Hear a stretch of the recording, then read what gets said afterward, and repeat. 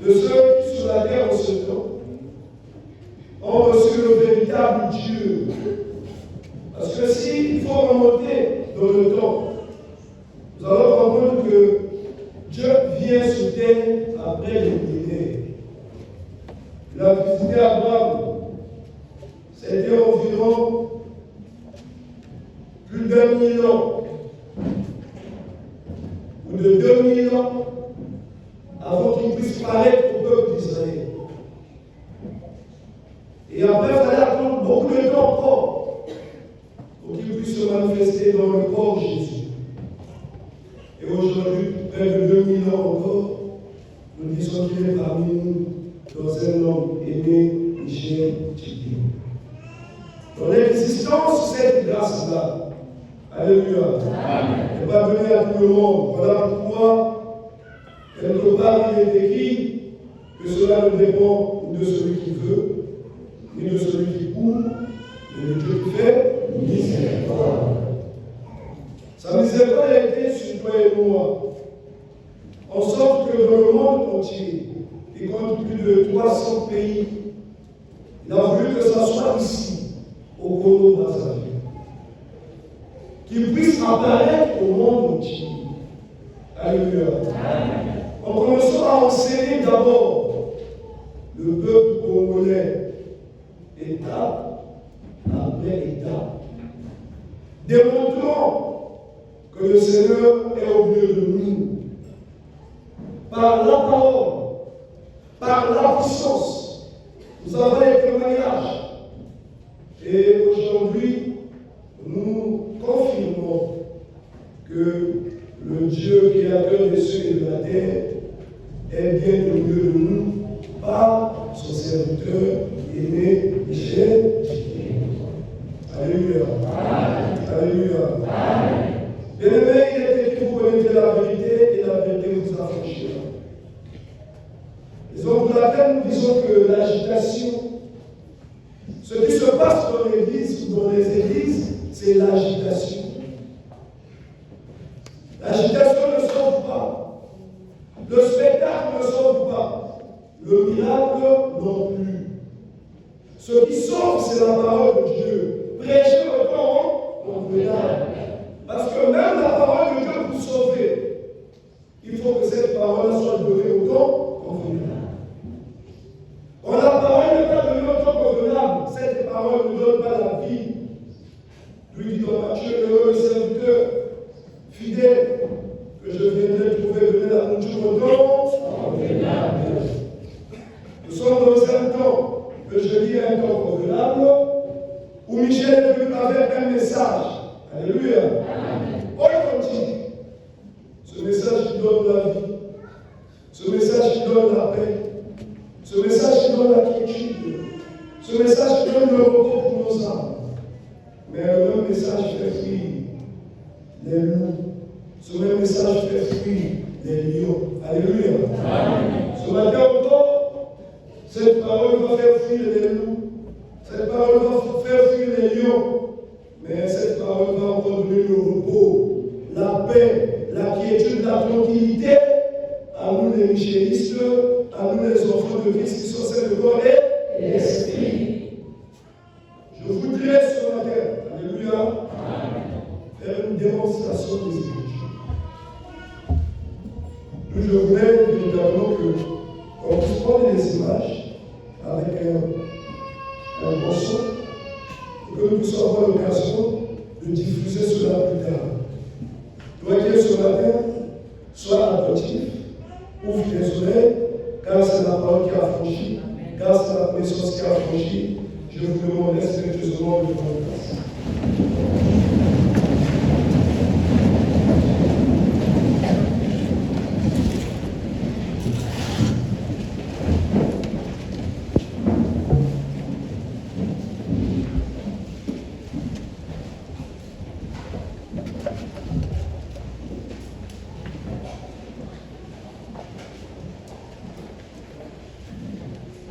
Alléluia. Est-ce que nous sommes là? Est-ce que nous sommes là? Bon, chaque professeur a sa façon d'enseigner, n'est-ce pas? Mais le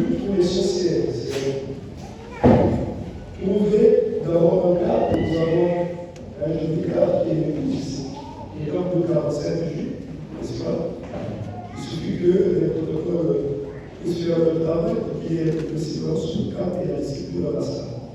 Mais aussi, que tu sois disposé, attentif, à écouter la parole. C'est lorsque tu es attentif que tu peux poser après des questions.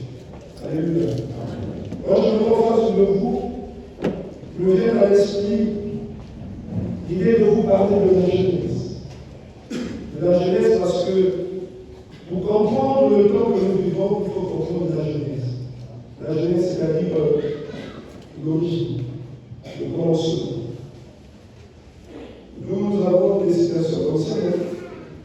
Il dit que il faut jamais rater. Léonie a dit qu'il faut jamais rater le.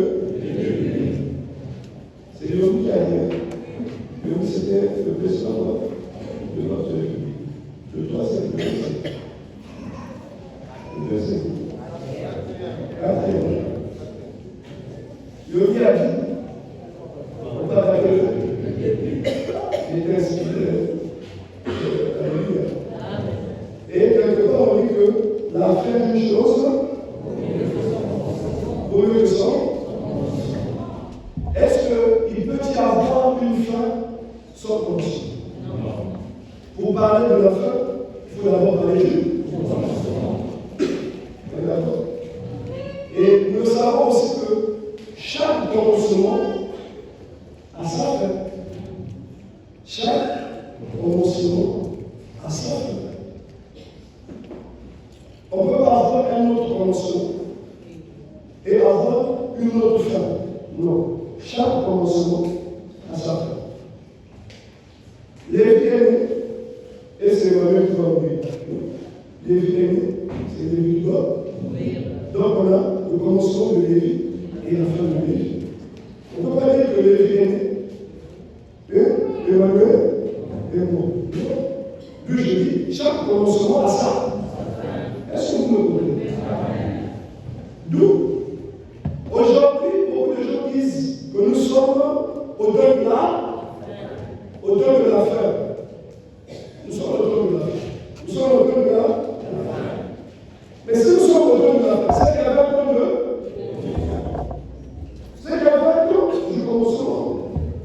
Et si le temps du commencement, c'est autre chose, le temps que vous nous présentez, le temps de la fin, c'est autre chose. Il y a ce que j'ai entendu ce mot-là au Père du Libérateur. Il y a ce qu'on appelle un quiproquo. Il y a l'amalgame, il y a le mélange, il y a. Voilà. Et cependant, on va plus retrouver la logique. On va plus retrouver la logique, mais une chronologie des événements, tant spirituel que charnel, pour démontrer ou montrer, voici le commencement, voici la fin. Et donc, si aujourd'hui, on doit parler du temps de la fin, alors il faut parler du temps du commencement. Raison pour laquelle je dis, alléluia. Amen. Je suis contre quel contre ça? Il faut rire, il ne faut pas être rire. Alléluia.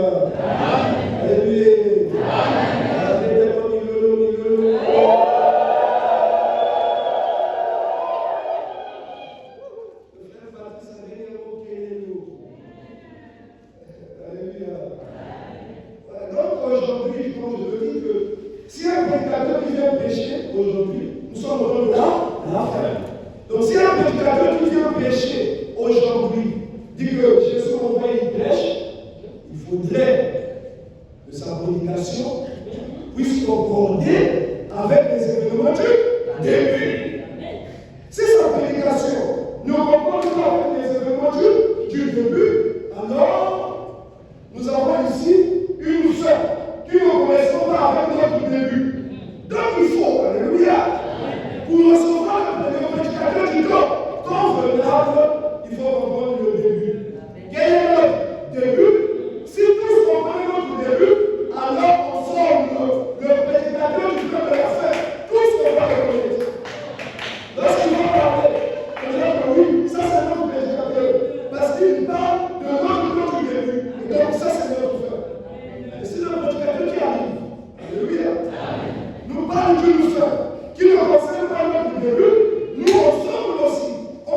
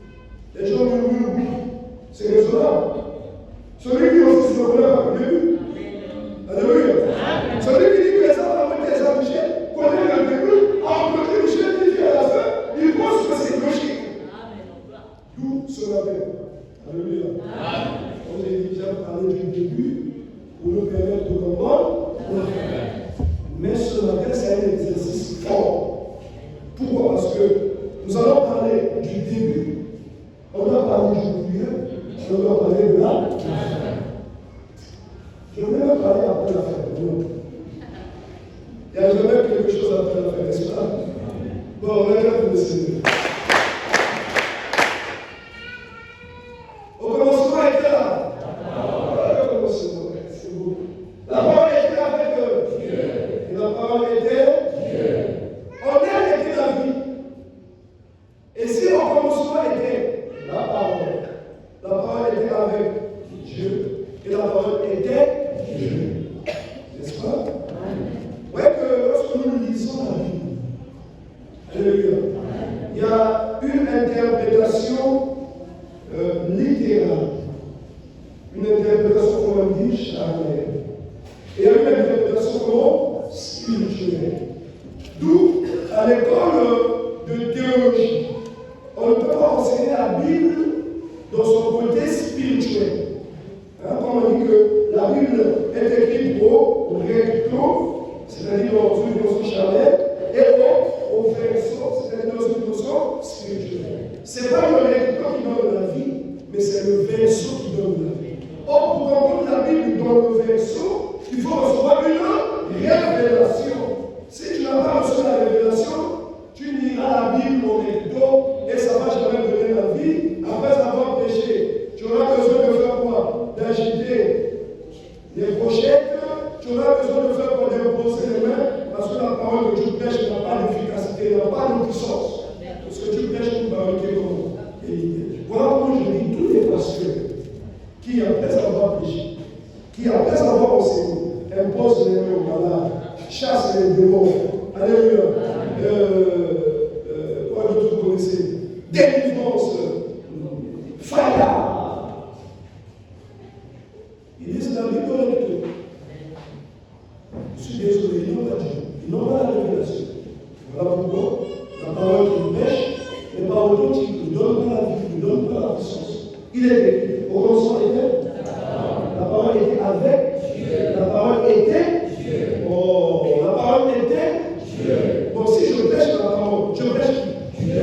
Si je écoute la parole, je écoute qui? Dieu. Si tu reçois la parole, tu reçois qui? Dieu. Bon, quand j'ai prêché, tu as écouté, tu as reçu. Donc tu as reçu qui? Dieu. Après, je te repose de vous. Je repose de vous. Dieu. Après, je chasse le démon. Je chasse le démon là où il y a. C'est logique. C'est pourquoi, si quelqu'un a avoir péché, non, chasser les démons. Si la parole n'a péché, n'a pas été efficacité. Si la parole n'a péché, ce n'est pas Dieu. Alléluia. Voilà pourquoi il doit ajouter certaines choses dans ces lieux. On nous écouter la parole. Nous disons la parole plus zéro. La parole moins zéro. Égale à la parole authentique qui est Dieu. Et quand la parole montre le deux de toi, nous disons au frère de la parole. Le sorcier, oui. La maladie, alléluia. Et ici, on ne touche pas la parole que tu écoutes, c'est la parole qui te sauve, qui te délivre, en le cas de Dieu. Raison pour laquelle j'ai dit que c'est un enseignement, c'est un discours d'enseignement. Alléluia. Bon, est-ce que je me permets de vous le dire? Oui. C'est aussi quand même pour susciter en vous la curiosité, n'est-ce pas? Quand un orateur parle de joie, écoutez, j'ai un diplôme en lettres, non, j'ai un doctorat en lettres, ou bien j'ai un doctorat en chinois. Ah, donc ce soir, vous voulez parler chinois. Moi, je dis, donc il pouvait parler chinois. Ouais, donc en vous disant que j'ai un diplôme, j'ai un doctorat en langue chinoise, je comprends déjà que c'est un chinois. N'est-ce pas? Même si je dis, même si tu comprends, tu sais que, il y a des chinois. Il y a pas des chinois. N'est-ce pas? Voilà. Donc je vais vous dire que vous êtes en face d'un professeur. Vous comprenez? Un professeur, pas honnête. Un professeur. Quand on est professeur, c'est d'abord on est enseigné. On est enseigné et voilà qu'on est professeur. Alors vous êtes en face d'un professeur. Un professeur qui va vous parler de la Bible. De façon ordonnée, propre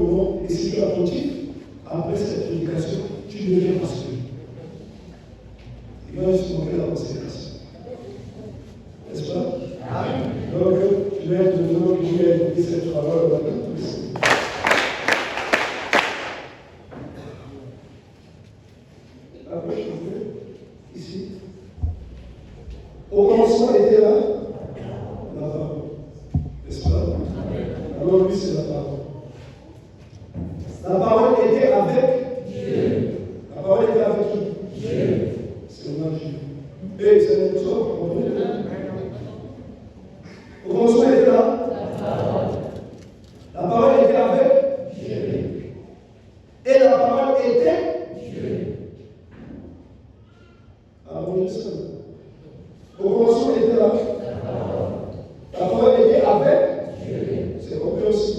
C'est le nom de Dieu.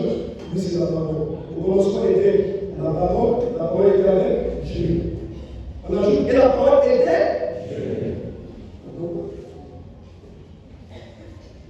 Donc la parole aussi est Dieu. Donc la parole de Dieu. Là, on est Dieu. Au commencement était la parole était avec Dieu, et la parole était Dieu. Donc on a déjà la parole qui est avec Dieu. Donc on voit qu'il y a Dieu et il y a la parole. Mais et la parole était Dieu. Donc la parole aussi est Dieu. Donc la parole de Dieu. Donc on dit au commencement était Dieu. Dieu était avec Dieu. Et Dieu était Dieu. Est-ce qu'on peut le dire? On a le temps de pousser. Maintenant, on va commencer, vous allez le rejoindre. Vous allez comprendre que c'est bizarre. C'est là le commencement. Lorsque le commencement est faussé, on ne connaît pas le début. Vous êtes avec moi?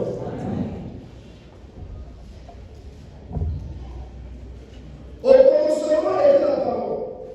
La parole était avec Dieu. Et la parole était Dieu. On peut avancer. Donc on se dit que c'est moi Dieu, puis c'est la parole. On lui dit que la parole était aussi Dieu. On avance.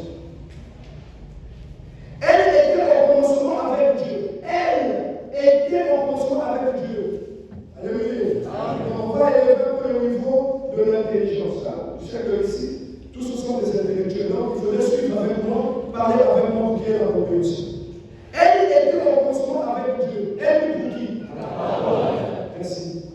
Toutes les choses ont été faites par elle. Elle est pour qui? La parole. Rien de ce qui a été fait n'a été fait sans elle. La parole. En elle était la vie. La parole.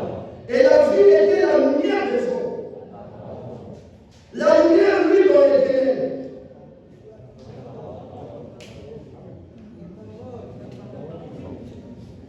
On est là. En elle était la vie. Elle lui pour qui? Et la vie. En elle était la vie. En elle était la vie. En qui était la vie?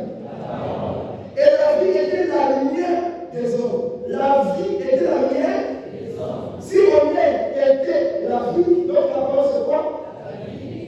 La vie était la lumière des hommes. Donc la vie c'est quoi? Suivez-le. On était la vie. Donc, la parole était la vie. Donc la parole c'est la vie. Et la vie était la lumière des hommes. Donc la vie était la lumière. Donc la lumière c'est qui? La parole. Donc la parole c'est la vie.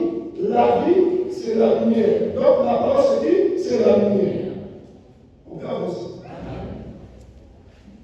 La lumière, lui, dans les ténèbres.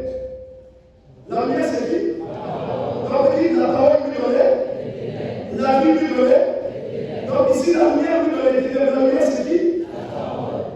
Il veut un homme envoyé de Dieu. Son nom était Jean. Il veut pour servir de témoin, pour rendre témoignage à la lumière. Il veut un homme envoyé de Dieu. Son nom était Jean. Il veut pour rendre témoignage à la lumière. Donc, il y a un homme qui est appelé Jean, et c'est le Baptiste, qui vient pour rendre témoignage à la lumière. La lumière, c'est lui. Donc, déjà, quand vous voyez qu'il dit qu'il y a un homme, on voit que Dieu, son nom était Jean, il vient pour rendre témoignage à la lumière. C'est que la lumière est une quantité, est une personne. Même d'accord? Il vient pour rendre témoignage à la lumière.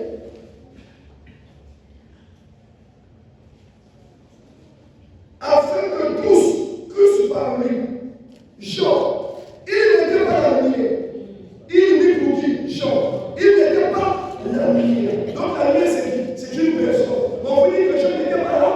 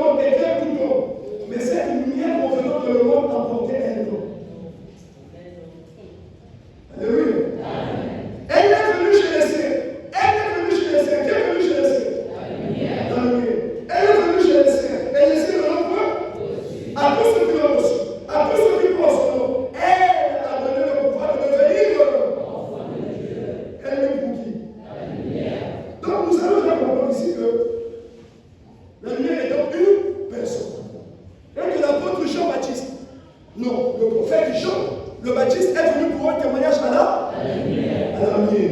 Selon les Écritures, Jean-Baptiste est venu pour un témoignage de qui? Hein? Attendez, puisque la Bible dit, elle est venue chez les saints. Les saints ne l'ont pas? Elle qui est venue chez les saints, c'est la lumière. À tous ceux qui l'ont reçu, à tous ceux qui l'ont reçu, reçu qui? La lumière. Qui croit en son? Le nom de qui? La lumière. Maintenant, il faut connaître quel est le nom de la lumière. Il faut connaître son nom. Est-ce que vous comprenez? Pour connaître le nom de la lumière, il faut maintenant regarder l'histoire. Jean-Baptiste est venu rendre témoignage à la lumière selon les Écritures. Maintenant, Jean-Baptiste est venu rendre témoignage à qui selon l'histoire? Il dit, celui qui vient après moi est plus grand que moi. Je suis parti de délire en pouvoir de ça. Moi, je vous baptise d'eau. Mais lui, il vous baptisera du fer et du loup. Et moi, Jésus est venu ce matin, il dit quoi? Voici l'agneau de Dieu qui va pour le péché du monde. C'est de lui dont je vous parlais. C'est de lui dont je vous parlais. Il faut qu'il croisse et que moi je diminue. Il faut que lui croisse Jésus-Christ et que moi je diminue. C'est de lui dont je vous parlais. Donc Jean-Baptiste parlait de qui? Donc la lumière c'est qui? Est-ce qu'on est là? Connaissez le chapitre 1, 12e verset. Je lis. Renaître dans son Père, qui vous a rendu capable d'avoir part à l'héritage des saints, dans la lumière encore. La lumière c'est qui? Qui nous a délivrés de la puissance des ténèbres, qui nous a transportés dans le monde du Fils de son âme, en qui nous avons la rédemption, la rémission des péchés. Il est l'image du Dieu invisible, le premier de toute la création. Ah, qui est le premier de toute la création? On nous dit, prenez grâce au Père qui nous a délivrés de la puissance des ténèbres, qui nous a transportés dans le monde du Fils de son amour. La lumière, par qui nous avons la rémission et le pardon des péchés. Il est l'image du Dieu invisible, le premier de toute la création. Donc le premier de toute la création, c'est qui? La lumière. Et pour confirmer, si la lumière est le premier de toute la création, il faut rebâtir de la Genèse. Au commencement, Dieu créait le ciel et la terre était formée, il y avait les ténèbres à la surface de l'âme, et l'Esprit de Dieu se mouvait au-dessus des. Puis Dieu dit, que la lumière, et la lumière. Donc la lumière du premier jour là, alléluia. C'est lui l'image du Dieu invisible. Le premier de toute la création, c'est la lumière. Or, la lumière là, c'est qui? La table de Seigneur. Est-ce que nous sommes? Est-ce que nous sommes? Rien de ce qui existe sur la lumière.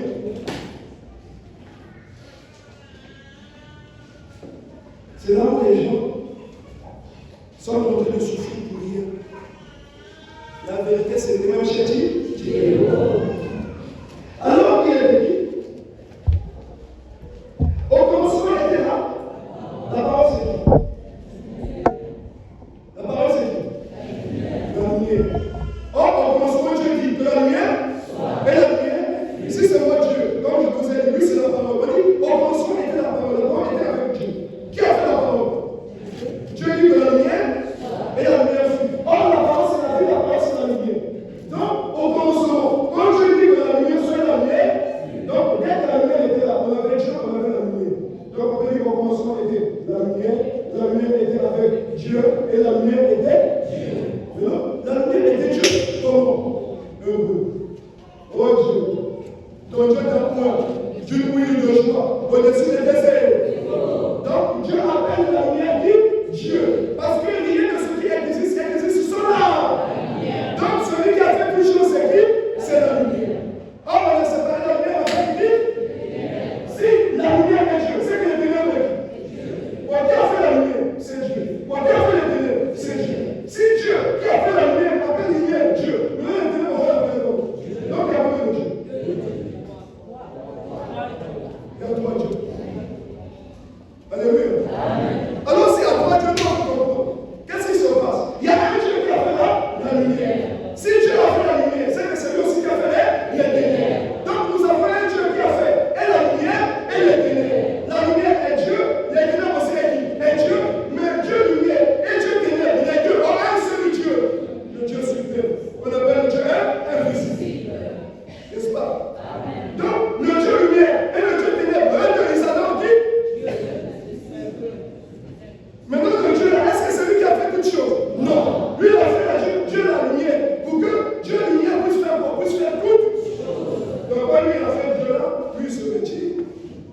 Dieu t'élève pour Dieu.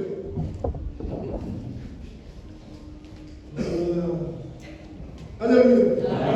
Donc il y a Dieu qui a fait. La lumière c'est qui? C'est Dieu. Dieu lumière. La lumière c'est Dieu lumière. Les ténèbres c'est Dieu. Qui l'a fait? Dieu qui? Qui a fait celui-là? Bon, les deux là ils vont adorer qui? Regardez ce monde en passant. Nous avons démontré ici que la lumière c'est qui? C'est Christ, non? Parce qu'en lui, nous avons la rédemption de l'unction des péchés. Dans le désert, quand le diable est parti tenter Jésus, qu'est-ce qu'il a dit? Si Dieu est fils, non? Lui, là, est-ce qu'il est fils de Dieu? Lui, là, est-ce qu'il est fils de Dieu? Donc, Dieu a combien de fils? Un fils qu'on appelle? Un fils qu'on appelle? Et dans le désert, quand tu viens tenter l'autre, il dit, si tu es fils de Dieu, hein? Donc il reconnaît que l'autre est fils de Dieu. Mais quand il dit si tu es fils de Dieu, toi-même tu es qui? Après vous voyez que celui-là qui est celui-là, je te donnerai tous ces royaumes et leur gloire. À une seule condition. Là, je vais le faire, tu m'adores. Lui, il me comprend. Rien de mon frère et Satan. Parce que lui, c'est son frère. Rien de mon frère, Satan. Car à Dieu seul honneur. Donc lui, il nous demande. Et moi, je ne peux pas t'accorder. Parce que les mots, et toi, à Dieu seul honneur. Donc moi, je suis le Dieu de qui? Je suis le Dieu de qui? Donc les deux là ont coupé à qui? Dieu l'invisible. Maintenant, comme c'est moi le Dieu invisible, il faut maintenant donner les deux là à un homme. Voilà comment celui-là, on l'appelle comment? Lumière. Lui, on l'appelle comment? Et lui, on dit en elle était là la vie. Donc lui, c'est Dieu de la vie. Si c'est lui Dieu de la vie, donc lui, c'est Dieu de la vie. Or, le Dieu de la vie est mort, il est vivant. Donc c'est lui qu'on appelle Dieu vivant. Et nous, donc, on l'appelle comment? Dieu mort. Donc nous avons deux dieux. Nous avons un Dieu vivant. Nous avons un Dieu mort. Et nous avons un Dieu suprême, le Dieu invisible. Alléluia. Mais lui, pour faire toutes choses, est-ce que c'est moi qui ai fait toutes choses? Qui a fait toutes choses? Parce que rien ne se fait, c'est Christ là. Alors, si c'est la lumière qui va faire toutes choses, est-ce que toutes choses là est soumise à moi ou à la lumière? Voilà comment il commence à faire toutes choses. Il fait les cieux, il fait la terre, il fait les animaux, il fait toutes choses. Et le sixième jour, lui l'a dit. Faisons. Alors, selon notre. Alors, qui parle? Est-ce que c'est moi qui parle? C'est Dieu lui a dit? Pourquoi? Écoutez-moi. Alléluia. Alléluia. Il ne faut pas confondre l'orgueil. Alléluia. À la largesse. Si nous sommes hommes au sein de l'épouse, nous n'allons pas avoir connaissance. Vous comprenez? Je vous ai toujours dit que pour prendre connaissance, la question la plus importante, c'est la question pourquoi. Chaque fois qu'on répond à la question pourquoi, on doit dire connaissance. Pourquoi toute chose, alléluia, est soumise à lui par nous? Pourquoi toute chose est soumise à lui par nous? Les hommes ici, les hommes. Vous voyez? Vous êtes déconnectés. Oui, papa Freddy. Parce que c'est le Dieu créateur. Parce que c'est le Dieu Créateur, celui qui a tout créé. Qui est le Dieu créateur? C'est vous ou c'est lui? C'est la lumière. C'est qui le Dieu créateur? C'est la lumière. Qui est d'abord avec papa Freddy ici? Maintenant, on va reconnaître les 40. 1, 2, 3, 4, 5, 6, 7, 8, et voilà. Mais maintenant, nous parlons souvent. Ok. Donc, qui pense que c'est moi le Dieu créateur? D'abord, vous êtes bon. Vous êtes qui? Pourquoi vous faites ça? Ceux qui ont peur de fausser l'image de vie? Rien de ce qui existe, ils sont là. Il est l'image du Dieu invisible. Quelle est l'image du Dieu invisible? La lumière. Le premier de tout là. Car c'est en lui qu'a été créé toute chose. Toute chose a été créée par lui. Lui-même pour qui? La lumière.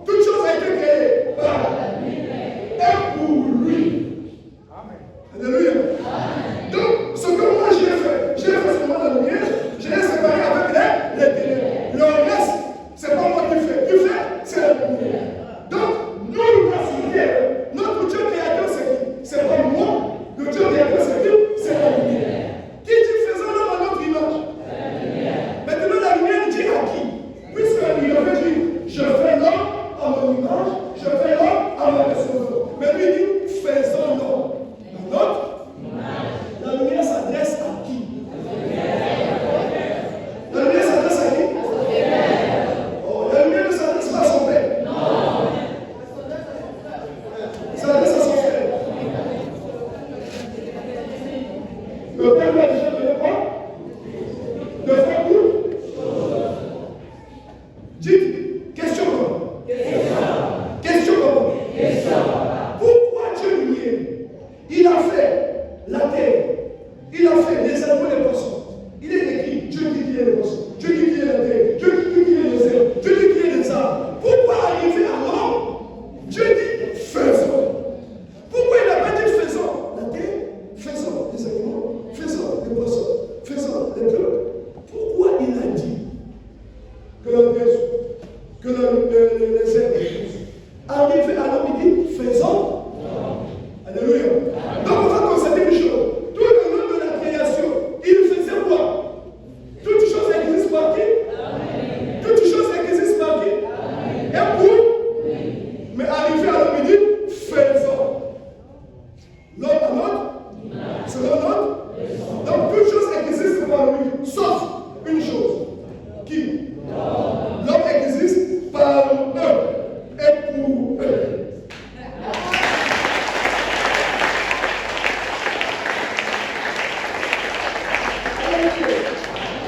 Est-ce que c'est beau? Est-ce que c'est beau? Même si on peut s'étaler sur une carte de dimanche, mais pourvu qu'on puisse évoluer ensemble. Maintenant que les deux sont là, un homme ici, devant eux comme ça, faisons-le à notre il dit à qui? Il dit faisons à notre selon notre. Donc, ils ont formé. La Bible dit Dieu forma l'homme de la poussière de là. Puis Dieu souffla dans l'homme un souffle et l'homme devint un esprit vivifiant. Alléluia. Est-ce qu'on est d'accord? Bon, quand on a formé l'homme, qui a fait l'homme? C'est moi. Qui a fait l'homme? C'est moi. Qui a fait l'homme? Les deux divinités. Qui a fait les deux divinités? C'est Dieu, hein? Donc le Dieu vivant et le Dieu mort, ils adorent qui? Dieu invisible. Maintenant l'homme adore qui? Est-ce que l'homme peut m'adorer? Non. Est-ce que l'homme me connaît? Non. Est-ce que c'est moi qui ai créé l'homme? Non. Qui a créé l'homme? Donc toute fois que l'homme voudra adorer, toute fois que l'homme voudra prier, l'homme va adorer qui? L'homme va prier qui? L'homme ne connaît pas le Dieu invisible. L'homme prie les deux divinités et les deux divinités prient qui? Dieu. Voilà pourquoi l'envoyé Michel de Métitémo dit la prière est une soumission idiomatique et sans condition aux lois et principes de Dieu. Aux lois et principes du soit de la lumière, soit de la ténèbres.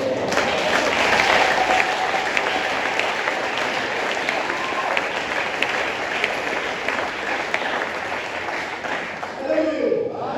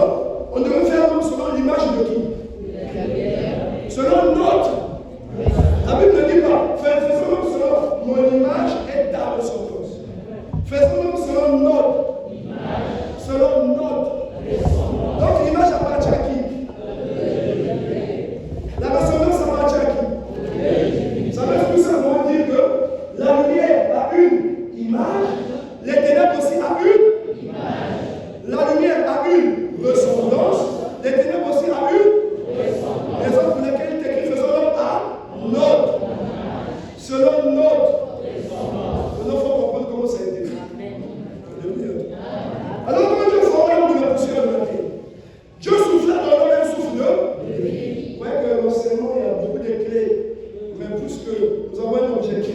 Alléluia. Et ne pas perdre du temps, nous avançons, puisqu'il y a une école qui est là de Michel, où nous formons les serviteurs de Michel, nous allons donner des détails là-bas. Ici, c'est le culte, on peut parler dans les détails. Vous allez comprendre qu'avant de faire l'homme, la lumière doit séparer les cieux et la terre. Alléluia.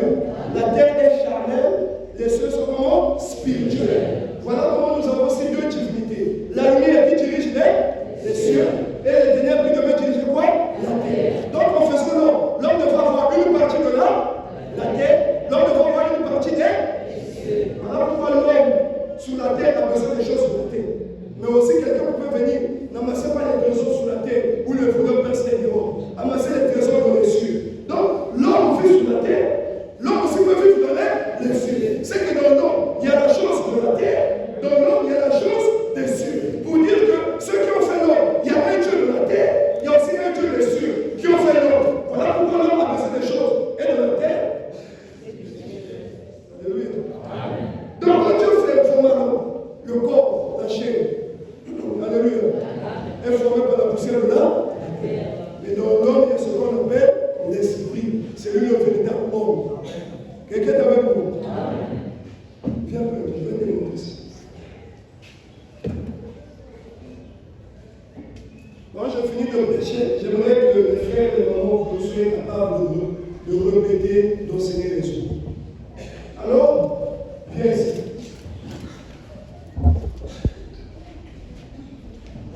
Satan, les ténèbres, son monde c'est les cieux ou la terre. Alors Dieu formé l'homme de la poussière de la terre. Donc l'homme formé par la poussière de la terre, c'est le corps. Ça appartient à qui? Or, dans le corps aussi, il y a ce qu'on appelle l'esprit. Or, l'esprit n'est pas physique. L'esprit est comment? Spirituel. Comme l'esprit spirituel, c'est que celui qui a mis l'esprit dans l'homme s'appelle qui? Donc, nous avons le corps, image de qui? Nous avons l'esprit, l'image de qui? Maintenant, il faut maintenant mettre la ressemblance de la. Il faut aussi mettre la ressemblance de. Voilà, donc. Alléluia. Alors lui il vient. La Bible dit, Dieu souffla dans l'homme un souffle de vie. Or le souffle de vie est différent du souffle respiratoire. Le corps respire. Mais pour que l'esprit puisse avoir la vie, l'esprit doit recevoir le souffle de vie. Et donc, lui, il a soufflé dans l'homme un souffle de vie. Et l'homme devient l'esprit vivifiant. Comment ça s'appelle? Comment ça s'appelle? Baudouin. Baudouin. Alléluia. Lui, c'est qui? Baudouin. Lui, c'est qui? Baudouin. Lui, c'est la chair, lui, c'est l'esprit. Ça, c'est Baudouin qui meurt, qu'on peut enterrer. Ça, c'est Baudouin qu'on peut pas enterrer. Ça, c'est Baudouin, image de. Ça, c'est Baudouin, image de la. D'accord. Maintenant, Baudouin, là, lui, maintenant, il souffle le souffle de vie. Donc, Baudouin, image de Satan. Non. Quel est le souffle? Lui, il souffle le souffle de vie, donc, Baudouin, image de la. Parce que c'est l'esprit qui a besoin du souffle de vie. Quand il a soufflé dans Baudouin, ici, le souffle de vie, la Bible dit que l'homme devient l'esprit. Dieu le prie, et personne ne veut jamais l'aider. C'est donc jamais l'aider. Voilà. Dieu a placé l'homme dans le jardin d'Éden. J'ai une question pour toi. Quel est le Dieu qui a placé l'homme dans le jardin d'Éden? Comment est-ce qu'on appelle la lumière? Dieu vivant. Alléluia. Quand il a placé l'homme dans le jardin d'Éden, lui il a mis ça, son image. Il a mis aussi ça. Sa ressemblance c'est pour le souffle de vie. Est-ce que lui a mis ça son image? Est-ce que lui a mis son image? Est-ce qu'il a mis sa ressemblance? Donc, dans le processus de la formation de l'homme, nous avons déjà Dieu lumière qui a mis et son image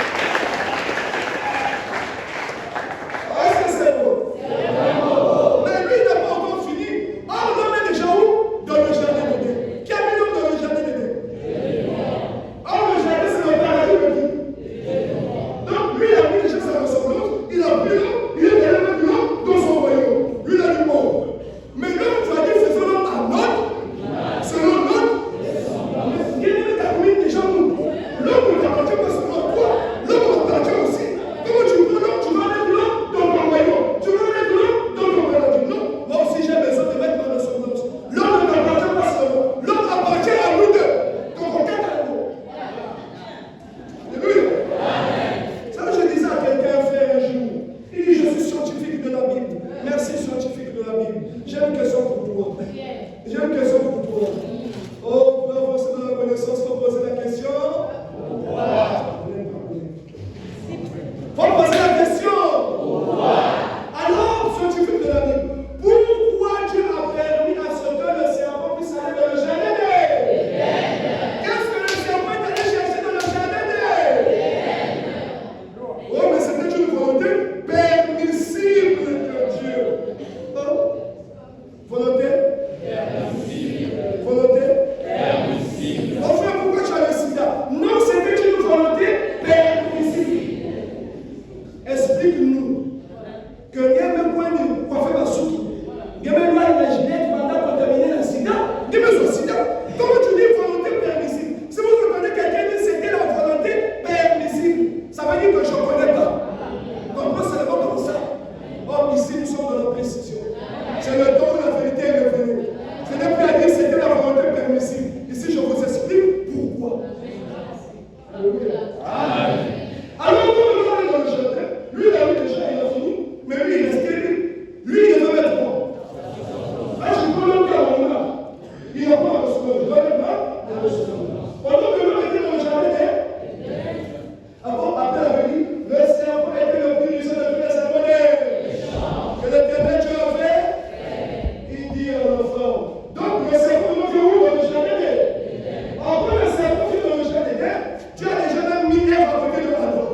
Et le serpent pense que si je passe par Adam, je ne vais pas atteindre mon objectif. Le serpent passe par qui? Par Ève. Dieu a dit, il dit, vous ne mangerez pas du plaisir du jardin. Non. Si Dieu a dit, nous mangerons de tous les arbres du jardin. Mais quand il a fait, on l'a vu. Dieu a dit, vous le mangerez, vous le toucherez, de peur que vous le mouriez. Oh, dans le jardin, il y avait combien des arbres? Plusieurs arbres. Mais au milieu du jardin, il y avait combien des arbres? Il y avait un arbre de vie et un arbre de personne bien Dieu. Donc il y avait un arbre qui donnait le souffle de vie. Il y avait un arbre qui donnait le souffle de la mort. Oh, la lumière avait déjà mis le souffle de vie. Mais les ténèbres n'avaient pas encore mis le souffle de la mort. Voilà comment il est rentré dans le jardin afin de séduire l'homme pour que l'homme aussi puisse manger le fruit du souffle de la mort, pour que l'homme aussi puisse avoir ça. Et quand la femme dit, si, on mange de tous les arbres, mais quand elle a pris au milieu, tu as dit, vous le mangerez, vous le toucherez, de peur que vous le mouriez. Je sais que vous ne mouriez pas. Mais le jour que vous en mangez vos yeux, vous serez comme des connaissants, la femme dit que l'âme était bonne à manger, agréable à la vue et précieux pour ouvrir de l'intelligence. Elle prit son fruit en mangeant, et le talon qui était auprès d'elle, il mange. Les yeux de l'un et l'autre, il parut où ils étaient. C'est là où Adam dit que les yeux, on vit avec lui, on vit le serpent. Après avoir mangé, la femme a demandé à son mari qui était éloigné. Non. Donc, si le serpent faisait des rapports avec elle, Adam était où? Entrez dans?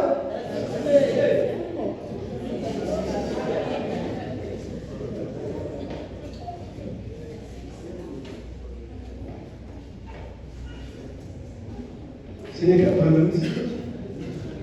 Sénégal. Sénégal. Et quand le serpent a fini, elle a dit, alors tu as vu? Alors tu as vu? Est-ce que tu as compris? Allez, toi aussi, fais. Vous savez la prédication qu'il y a dedans? Allez. Après avoir mangé le fruit, alléluia, les yeux de l'un et l'autre, ils ont dit qu'ils étaient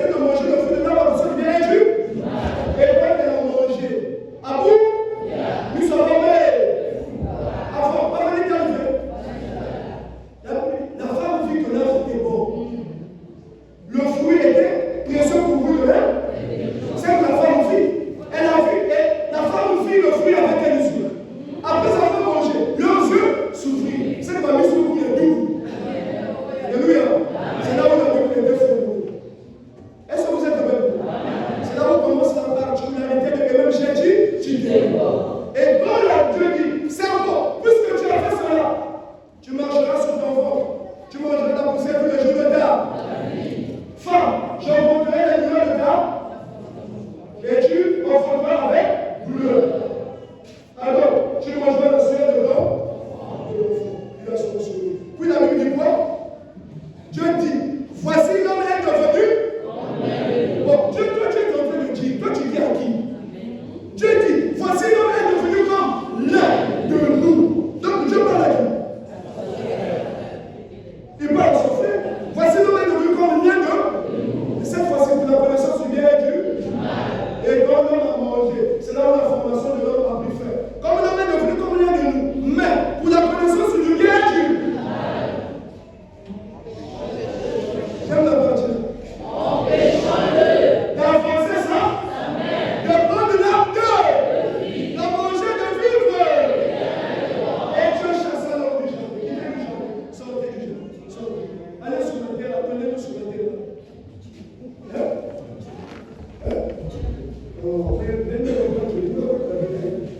L'homme est descendu sur la terre. Alors, il dit, comment on a chassé l'homme du jardin? On va faire quoi? Moutou Kakaki? Tu as ton image et ta ressemblance. J'ai mon image là? Moi, mon pays, c'est le paradis. Le jardin de terre. Toi, c'est la terre. Il a mangé. Quand j'ai soufflé le souffle de vie, il était dans mon pays. Quand il a mangé le souffle de la mort, il est dans ton pays sur la terre. Mais moi, je ne dois pas faire. Toi aussi, tu ne dois pas. Il faut donc se séparer, non? Moutou Kakaki, qui est là? Voilà comment les gens qui sont sur la terre. La Bible dit quoi? Adam connu ça?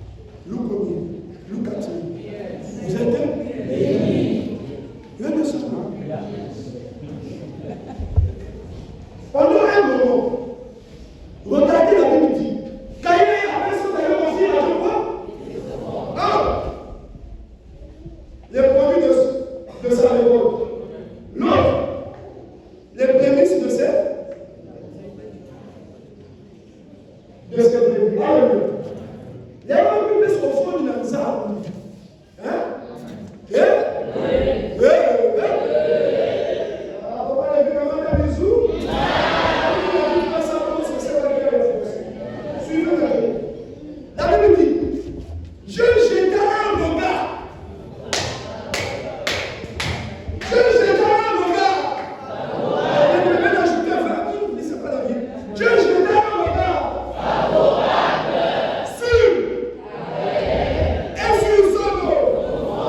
Mais Dieu ne jeta pas un regard favorable sur et sur son homme.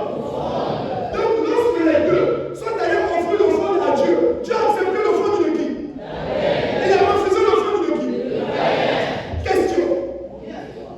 Dis-moi. Question. Moi, je dis question. Question.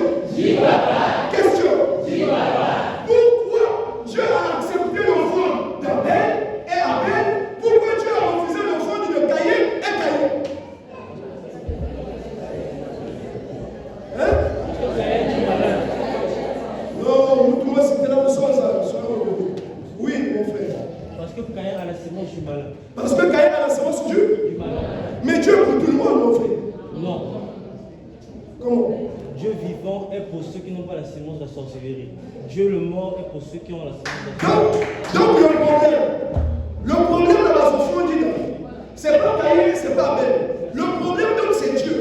Donc le Dieu dont on parle de la Bible, c'est pas le Dieu mort. Le Dieu de la Bible, c'est le Dieu vivant. Parce que c'est le Dieu là qui a accepté l'offrande d'Abel, il a refusé l'offrande de Caïn.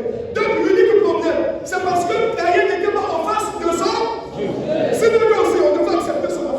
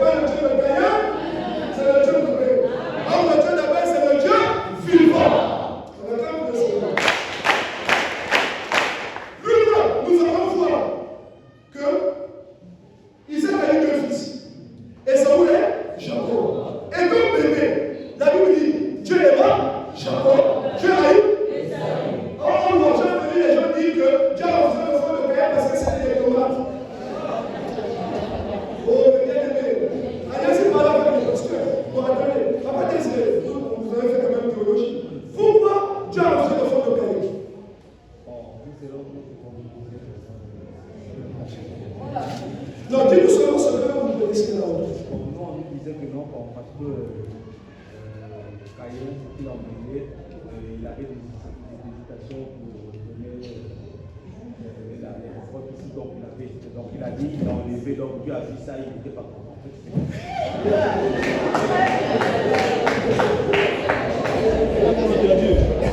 Non, parce que Caïn avait des hésitations. Il avait des hésitations pour donner son offrande. C'était trop. Il a mis des tomates, il a mis des légumes, c'était trop. Il a enlevé un peu de tomates, un peu de légumes. Je vois déjà l'esprit de ce prédicateur.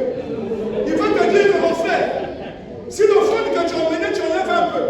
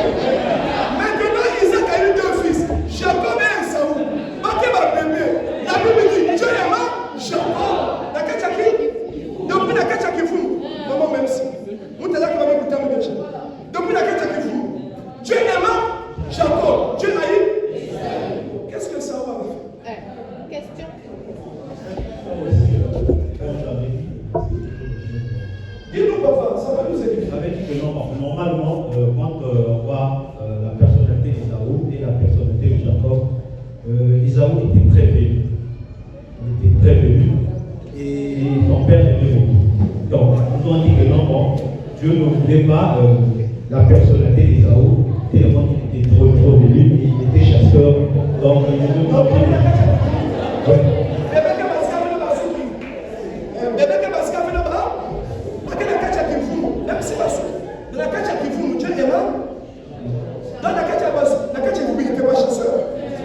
Dans le ventre, il n'est pas chasseur. C'est deux bébés qui sont là. Dieu aima Jacob, Dieu haït. Dans le ventre, là, Esaou a pu faire. Donc, en réalité, nous avons dit que Dieu connaît tout. Donc, il connaissait déjà la destinée d'Esaou, il connaissait déjà la destinée de Jacob. Quand il connaissait la destinée, en sachant que Esaou devait être chasseur. C'est pourquoi il ne l'a pas aimé. Des choses comme nous disaient que n'avaient pas de sens, donc c'est comme si tout pour nous, on était dans une bruit seulement. Donc on a dépensé de l'argent pour passer du temps. Quand tu deviens à sélection, tu reprends ces choses-là, tu les lèves de nous. On se dit, nous étions où?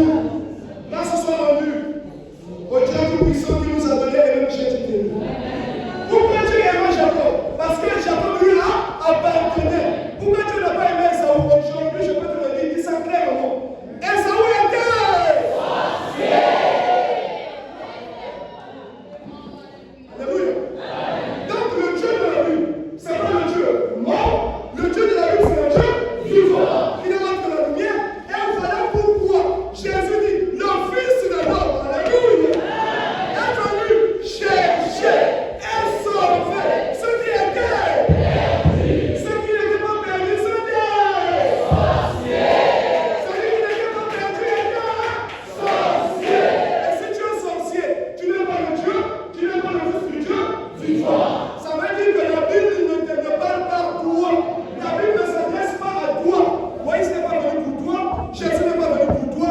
Voilà pourquoi Michel dit, je le suis et je ne serai jamais le pasteur des sorciers.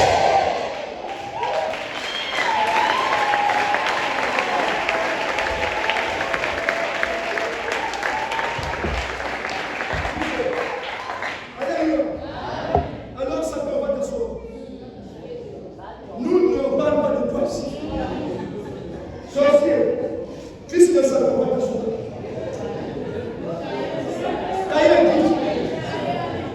Esaou quitte. Judas quitte. Nous, la Bible, c'est pour le Dieu vivant et ses enfants. Maintenant, le Dieu vivant veut mettre en place une stratégie pour amener son enfant dans le jardin de Dieu. Voilà la raison pour laquelle, alléluia, la Bible est précise. Donc, là, maintenant, je peux vous expliquer la Bible. Comment maintenant, Dieu va faire pour amener son enfant dans le jardin de Dieu. Est-ce que c'est beau? On continue au sérieux. La parole de Dieu, la journée qui tombe, même sans ça, papa à 18 heures. Parce que même ça, tu ne peux pas dire. Parce que si tu vas de l'occasion, là, de fois, on va se faire comprendre. Là, on met bloqué Satan quelque part pour que même comprendre. Parce que c'est là que la journée qui va comprendre. Elles ne sont pas aussi. Donc, Dieu vivant. On d'abord avec eux, il faut que déjà dit. Dieu chasse l'homme du.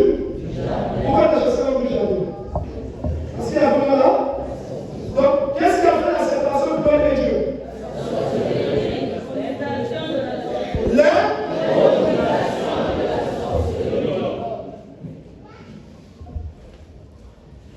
Quand nous sommes sur terre, nous avons constaté que il va nous à Adam et Ève, la prière, il y a eu une intervention dit. Mais il y a une son du Koudou. Voilà, on va côté. Mais est-ce que lui, il est considéré avec Dieu, il est séparé de Dieu? Comme il est séparé de Dieu, il faut maintenant le prendre, le ramener où? Donc, l'homme que nous voyons là, il vit ou il est mort? Il est mort. Il est en vie ou il est mort? Il est mort. Charnellement, il vit. Mais spirituellement, il est comment? Il est mort. Il est mort. Ça, c'est quel mort? Ça, c'est une mort spirituelle. Causée par quoi? Donc, si l'homme a le droit d'être réconcilié avec Dieu, il fallait que l'homme puisse comprendre Pourquoi il était séparé avec? C'est là où je vous dis.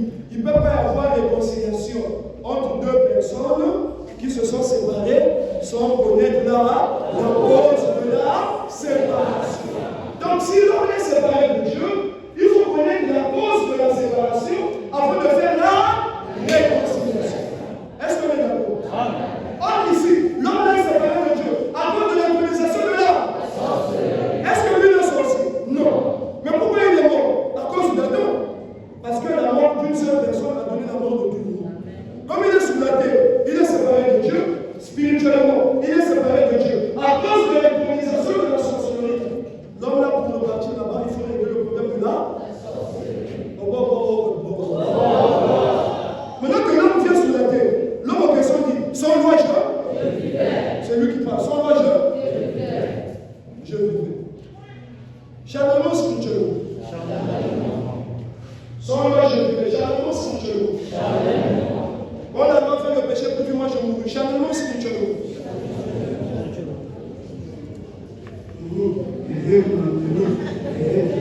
Moi je suis Michel. Charnellement. Il dit sans loi quand la loi fait le péché, plus moi il vivait charnellement spirituellement. Il vivait charnellement. Quand la loi fait le péché, plus moi je mourrai. Il mourut charnellement spirituellement. Donc sans loi je vivais charnellement. Quand la loi fait le péché, plus je mourrai. C'est-à-dire commencement. Il y a un commencement. Il y a 4 ans. Fin. Sans loi je vivais charnellement. Commencement. Il y a 4 ans. Je mourus. Si la Bible dit sans loi je vivais, quand la loi fait, je mourrai. C'est que la mort là correspond à la vie de Japheth. Quelqu'un me suit? Amen. Ça passe? Amen. Quand la Bible dit sans loi je, qui parle?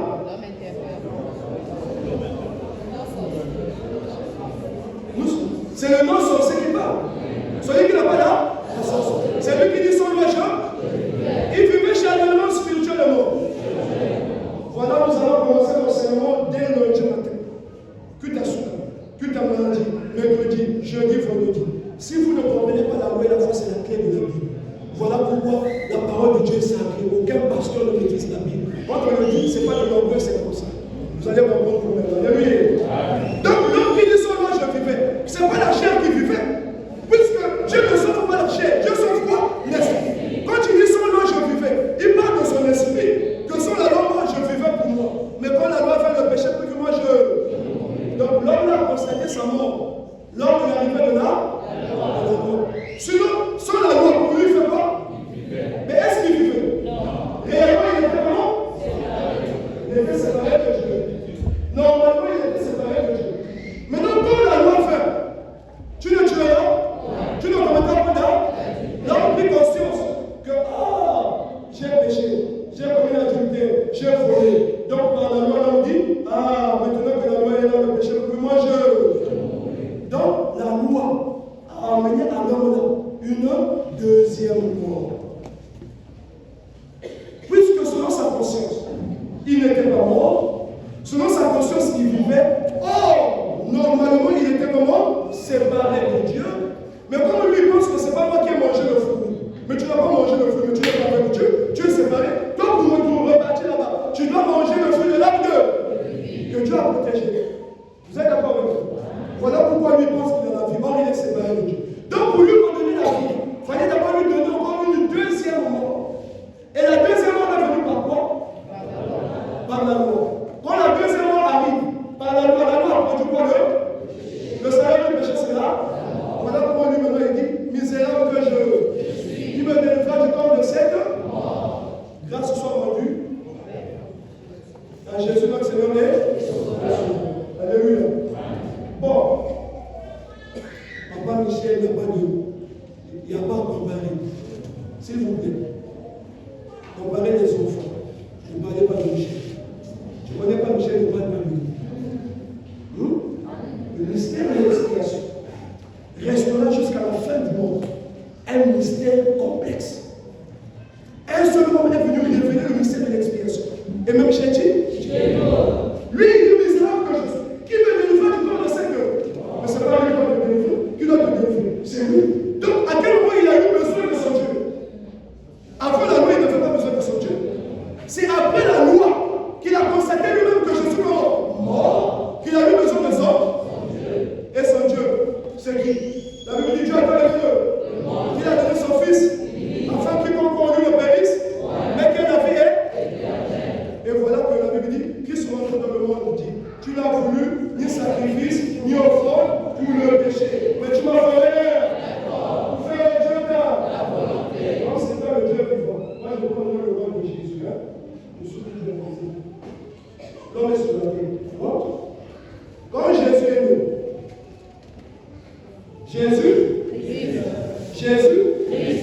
Vous voyez qui? Jésus. Donc Jésus est qui? Qui est rentré dans le monde? Jésus ou Christ? Christ pour rentrer dans le monde, il est rentré dans le monde par le corps de qui? Jésus. Christ c'est qui? Il a la Alléluia. Quand Jésus arrive, lui il a la vie ou il a la mort? Un homme. Le frère a la vie ou il a la mort? Un homme.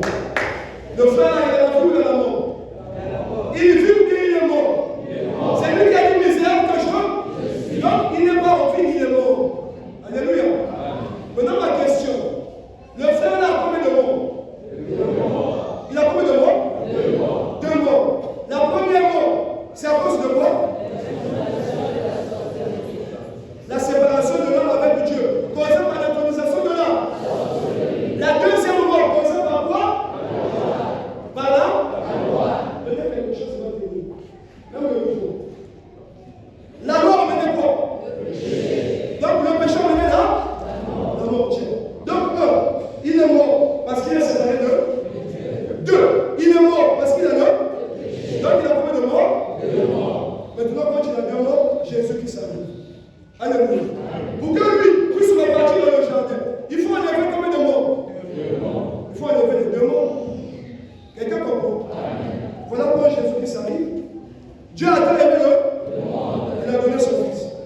Son fils il vient dans un corps appelé qui? Jésus. Et quand Christ arrive dans un corps appelé Jésus, alléluia, il regarde l'homme, l'homme a quoi? Le péché. Mais toi pour retrouver la vie, je dois faire quoi? Qu'est-ce qui te donne la mort? Pour que tu aies la vie, je dois voter le. Or, il se trouve que, dit qu'il se trouve que. Ça te met toi debout. Passe là, Satan. Pousse un peu là-bas, toi aussi. Tu connais Satan a deux serviteurs. Les sorciers et les démons sont venus sur quoi? Donc, quand lui, il a le péché, le démon fait quoi? Il rentre dans lui. Et donc, lui maintenant, quand il y a le démon dans lui, il ne fait plus ce qu'il veut. Il fait ce qu'il est. Lui-même, il a dit, si je fais ce que je ne veux pas, je reconnais que ce n'est plus moi qui le fais. C'est le péché qui habite en moi. Misérable que je, qui me délivre du corps de cette heure. Alléluia. C'est là où je dis que tous les pasteurs qui chassent les démons sont des idiots. Tous les pasteurs qui chassent les démons sont des idiots. Tous les pasteurs, laisse-moi ici. Tous les pasteurs qui chassent les démons sont des idiots. Et tous les pasteurs, alléluia, qui disent démon sort. Je préfère moi un peu de l'Europe pour sauter. Tel niveau pour sauter.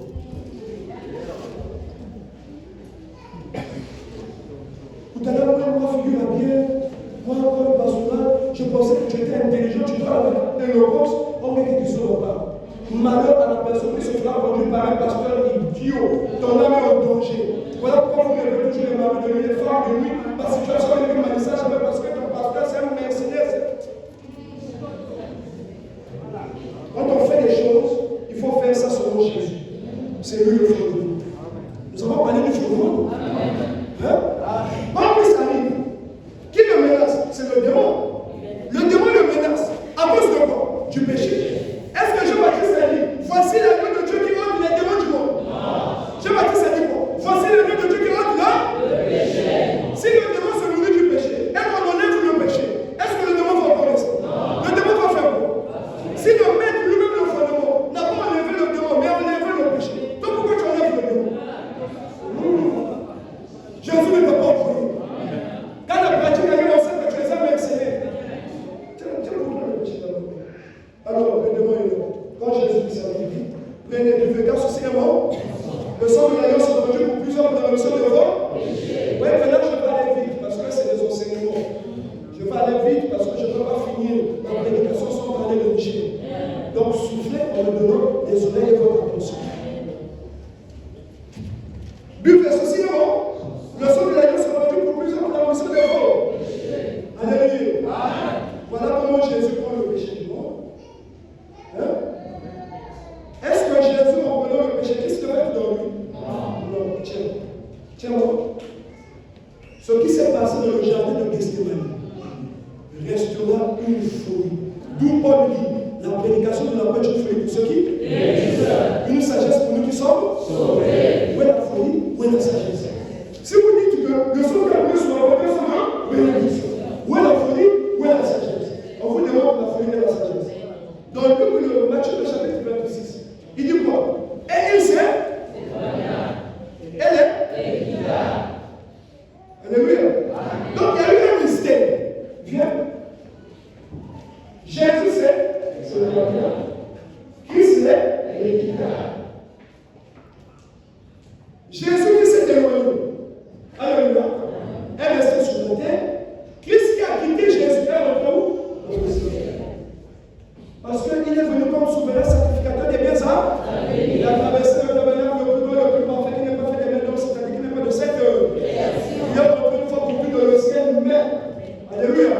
Celui qui est rentré dans le ciel, ce n'est pas Jésus, c'est Christ. Et le mystère là, les gens n'ont jamais compris. À quel moment il s'est rentré? Donc on retrouve là. Alléluia. Il nous a fait boire son sang, symbolisé par le vin. Mais lui aussi, il disait, n'est-il pas possible que cette vie s'éloigne de moi? Toutefois, soit là, non pas ma volonté. Voilà que le péché du monde, représenté aussi par une vie dans la coupe. Alléluia. Christ n'est pas parti dans le ciel de le sacrifice. Il représente le sang que vous avez bu. Lui maintenant, il prend le sang du péché. Dans la coupe qui représente le péché. En prenant la coupe, ça devient. Le sang représente une vie. Le sang que vous avez bu représente la vie de Christ. Le sang que lui il prend ici dans la coupe représente la vie de Satan. Donc en prenant ça, dans lui il y a une autre qui Satan. Or Satan dans le corps de Jésus, il n'est pas lié, il est comment? Lié. À cause de quoi il est lié? À cause du sacrifice céleste de Christ. C'est des choses que je ne veux pas leur faire. Alléluia. Beaucoup de gens arrivent ici, parce que vous voyez moi, révélation de la langue, il y a la connaissance, il y a l'onction. Pour qu'il y ait l'onction, il faut reconnaître de qui tu as reçu ces choses. Alléluia. Et maintenant, là, quand lui prend la coupe du péché, ça peut faire quoi? Rendre. Et ça peut le lier comment? Lié. Quelqu'un comprend? Jésus maintenant revient vers les disciples. Alors, voici celui qui me livre d'accord. Jésus qui parle, c'est Jésus. C'est Jésus-Christ qui parle. Pourquoi? Parce que Christ est rentré dans l'homme. Là où était Christ dans son même corps, qui a remplacé? À cause de quoi? Donc on peut l'appeler maintenant Jésus Satan. Vous comprenez? Maintenant quand Jésus Satan arrive, alléluia, on vient pour le tenir. Pierre prend son épée, il coupa l'oreille de qui? De Malchus. Quand il a coupé l'oreille, Jésus dit non. Si mon royaume était ici-bas, j'allais invoquer mon Père qui puisse m'envoyer 12 légions d'anges pour que je puisse conquérir la terre. Mon royaume n'est pas d'ici-bas. Remets ton épée dans son fourreau. Il coûte en voilà tout, il coûte en voilà tout,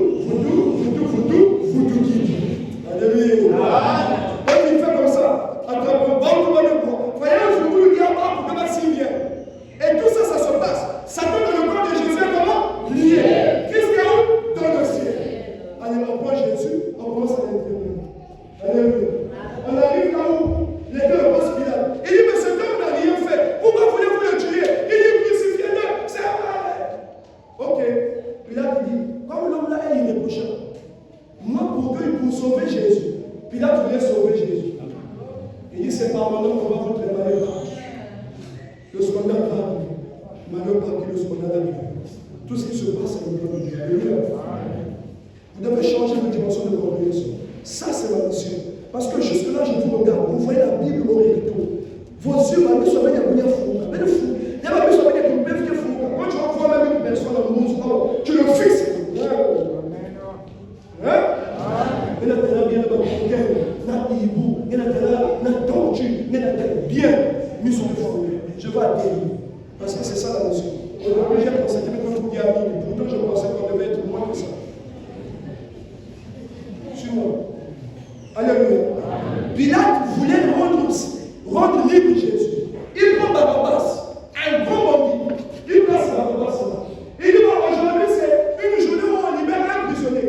Et Jésus de Nazareth. Et Barabbas, qui voulez-vous qu'on libère? Libéré. Crucifié. Jésus. Et Jésus et Barabbas, qui a commis le péché? Est-ce que Jésus a commis le péché? Ils n'ont rien vu de mal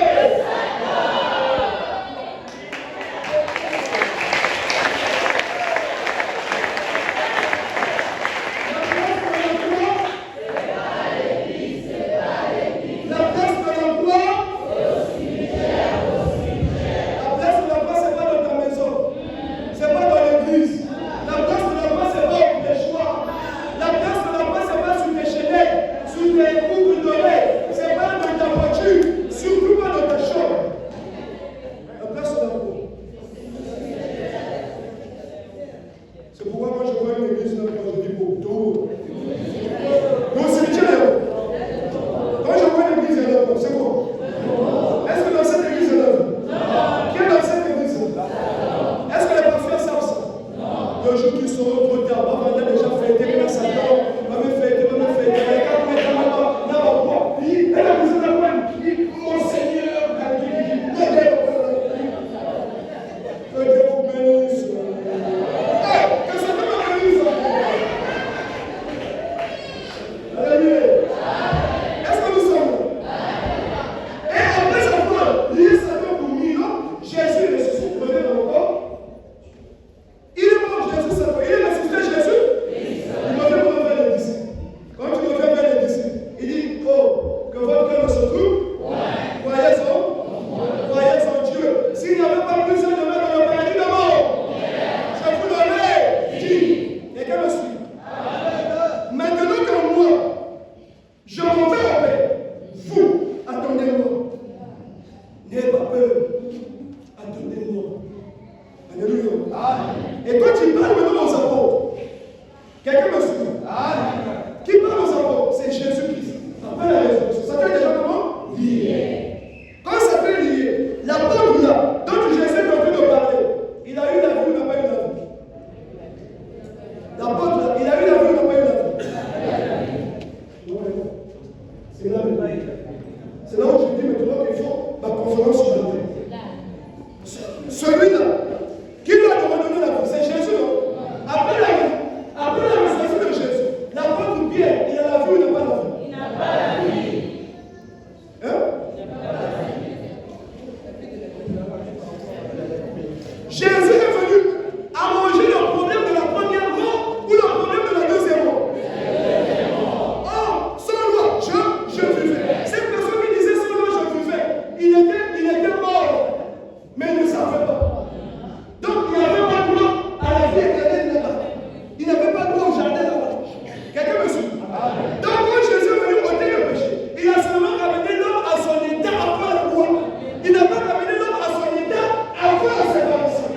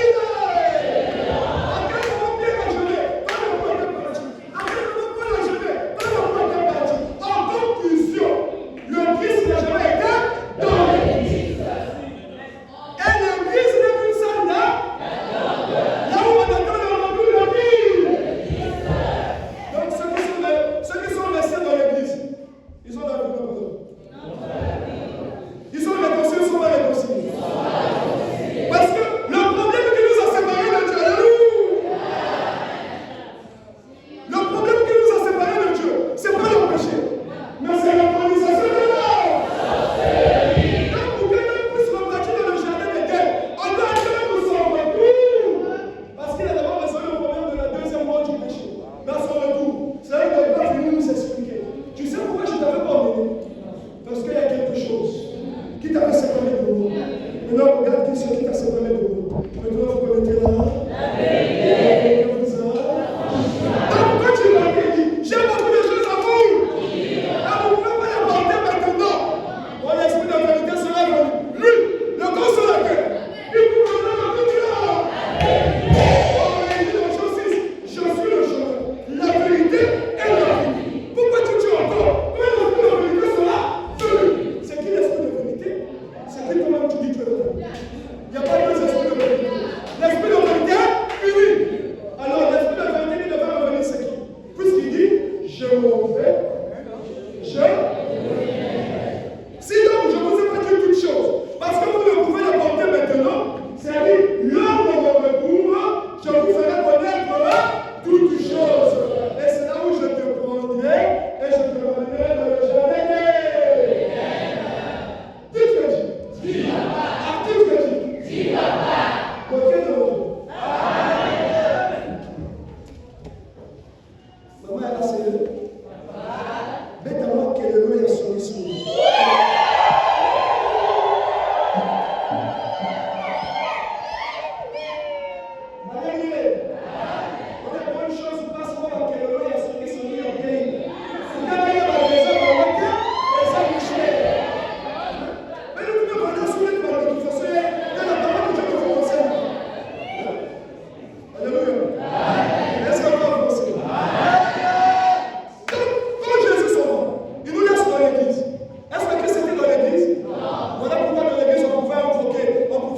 Jusqu'aujourd'hui, tu vois un pasteur, il dit, je le demande toujours.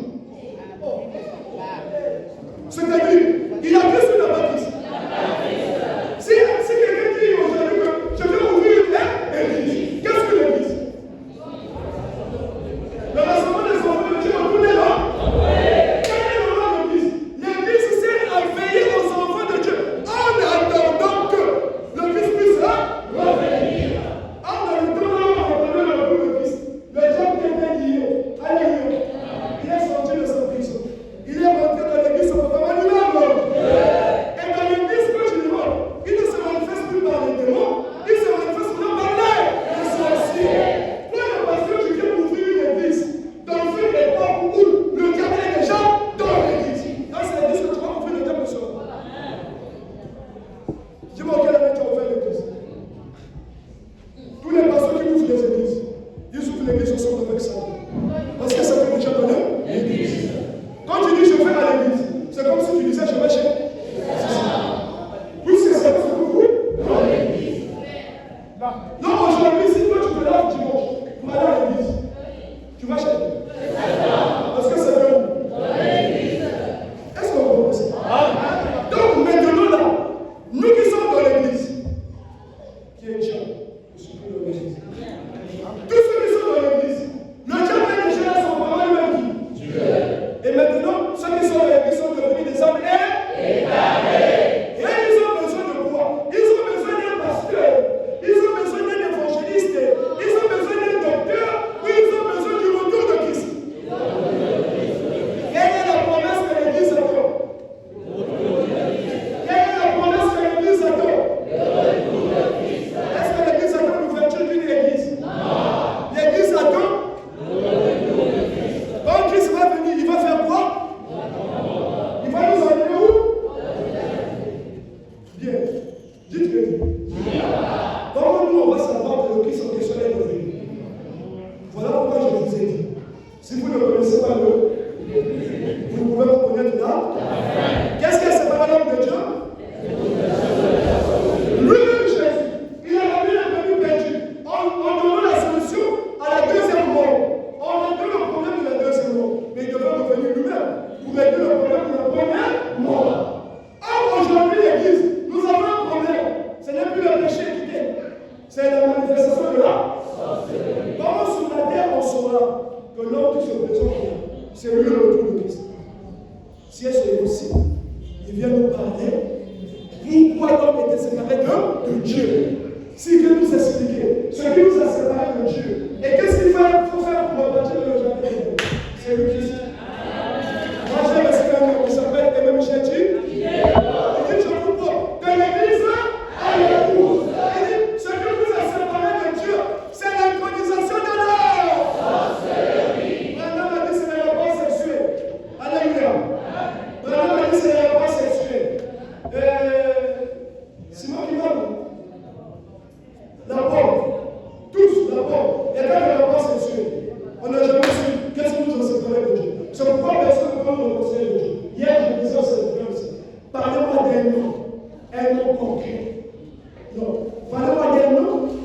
qui est venu faire quelque chose de spirituel.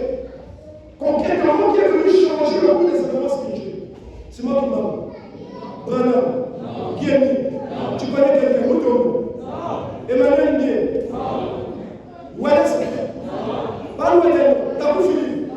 Il a dit, il a fait quoi? Aujourd'hui, nous connaissons un mot. Aimé. Michel? Quand il arrive, il dit, le problème que nous a séparés de Dieu, c'est la sorcellerie. Elle ne peut pas entrer dans le jeu de celui qui n'est pas sorcier. Mais moi, je fais une petite démonstration de 5 minutes à la fin à Seigneur. Là, je prends le mot sorcier.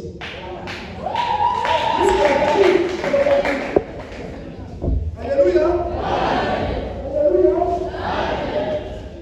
Attachez vos ceintures, ça va faire mal. Je vous l'avais dit. Je vous l'avais dit le dimanche passé, ne revenez pas.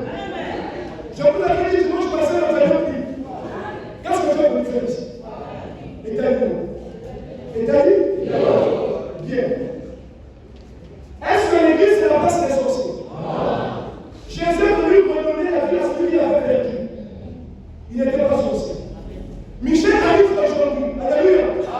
Pour nous, tu peux aller au troisième siècle. Celui qui va rentrer dans le troisième siècle, c'est le sorcier ou le non-sorcier? Est-ce que la place du sorcier, c'est à l'église? Non. Est-ce que c'est à l'épouse? Non. Même encore à l'église, on peut dire parce que le diable est rentré dans l'église. Mais la place du sorcier, c'est pas à l'épouse, c'est pas à l'épouse. La place du sorcier, c'est où? Le diable est rentré dans l'église, on va aller à l'église. Tous les sorciers ici présents ce matin, libérez le pouce. Sortez. Vous n'abandonnez pas le jeu. Vous n'aurez jamais la vie éternelle. Tu forces pourquoi? Dieu ne te connaît pas. Tu es sorcier de l'Église. Ouais,